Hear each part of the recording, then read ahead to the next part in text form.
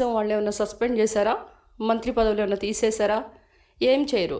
వాళ్ళనే వెనకేసుకొని మరి సంక్రాంతి సంబరాల్లో మరి అంబటి రాంబాబు గారు ఏ విధంగా గంతులేశారో చిందులేశారో మీరు అన్నీ చూశారు. వాళ్ళని మీరు ఖండించే ధైర్యం మీకుందా? ఉండదు. ఎందుకంటే చిన్న చిన్న పిన్నమ్మ ఎవరైతే ఉన్నారో ఆమె తాళి తెంచి మరి చిన్నాయన్ని నరికి హత్య చేసిన నరహంతకుల్ని మీరేం చేశారు? తల్లిని ఏ విధంగా మీరు పరాయి రాష్ట్రాలకు పంపించారు? చెల్లి చీర మీద మరి కామెంట్ చేసింది మీ వైసీపీ బ్యాచ్ కదా. వీళ్ళందరినీ మీరు ఇందాకంటారు వైసీపీ నాయకులు, వైసీపీ కార్యకర్తలందరూ కూడా చాలా గట్టిగా నిలబడుతున్నారు పార్టీకని.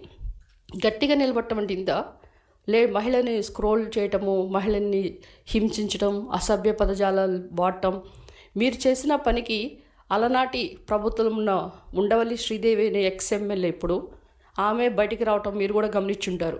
ఏ విధంగా చిత్రవద చేశారు, నా కూతుళ్ళని నా మీద ఎలాంటి పోస్టింగ్స్ పెట్టించారు, మీరు నన్ను ఒక వేశ్య అనే మాదిరిగా కాలుగాల్లాగా నా పిల్లల్ని, మెడిసిన్ చదువుతున్న పిల్లల్ని మీరు ఏ విధంగా చిత్రవద చేశారో మీకు తెలుసు. అందుకే దేవుడు ఉన్నాడు పైన. ఎప్పుడు కూడా మనం రాజకీయాల్లో మనమే పై చేయి అనుకోవటం చాలా తప్పు. ఎందుకంటే మీరు ఎప్పుడు కూడా ఏది నిజం తెలుసుకోకుండా ఇమ్మీడియట్ యాక్షన్స్ తీసుకోవటం అనేది ఒక డిక్టేటర్ లాగా. ఎందుకంటే డిక్టేటర్షిప్ అనేది ఎప్పుడూ ఉండదు.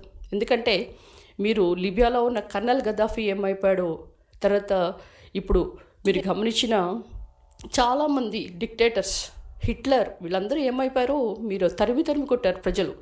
ఆ విధంగానే ఇప్పుడు మీరు అంటున్నారు ఆంధ్ర రాష్ట్ర ప్రజలు ఎన్డీఏ కూటమిని ఫుట్బాల్ తన్నినట్లు తంతారు అని. ఆ తంటం ఎప్పుడూ అయిపోయిందండి. తన్నే మీకు 11 సీట్లు ఇచ్చారు. ఇంకా మీరు రియలైజ్ కాకపోవటం ఏంటని మీరు అసలు ఆత్మ పరిశీలన చేసుకోవట్లేదని నాకు చాలా బాధగా ఉంది. ఎందుకంటే మీరు ఎందుకు ఓడిపోయారో ఫస్ట్ మీరు గమనించండి. ఎప్పుడు ఎదుటి వాళ్ళ పడి మీద ఈ ఏడవటం తప్పితే మీరు చేసిన పనులు ఒకసారి నేను గుర్తు చేస్తా. ఎందుకు దళిత మహిళని మీరు ఏ విధంగా హింసించారు?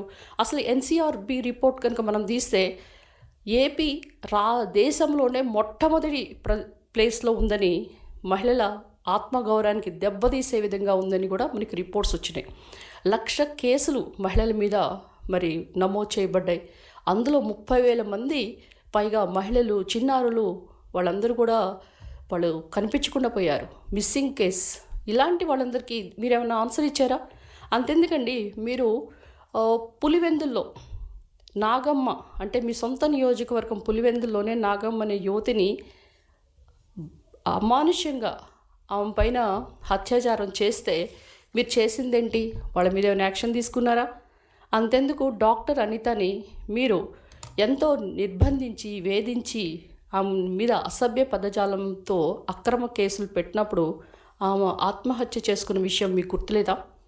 మరి నెల్లూరులో ఉదయగిరికి చెందిన అనూష అంటే మీరు ఏ విధంగా నాకు కనిపిస్తున్నారంటే ఏ ఉమ్మడి జిల్లాను వదలలేదు. 11 జిల్లాల్లో కంటిన్యూస్గా మహిళల మీద అత్యాచారాలు జరిగినాయి. మరి ఆ పాప పరిస్థితి ఏమైంది?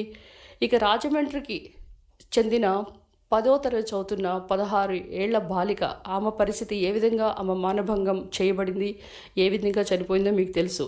ఇక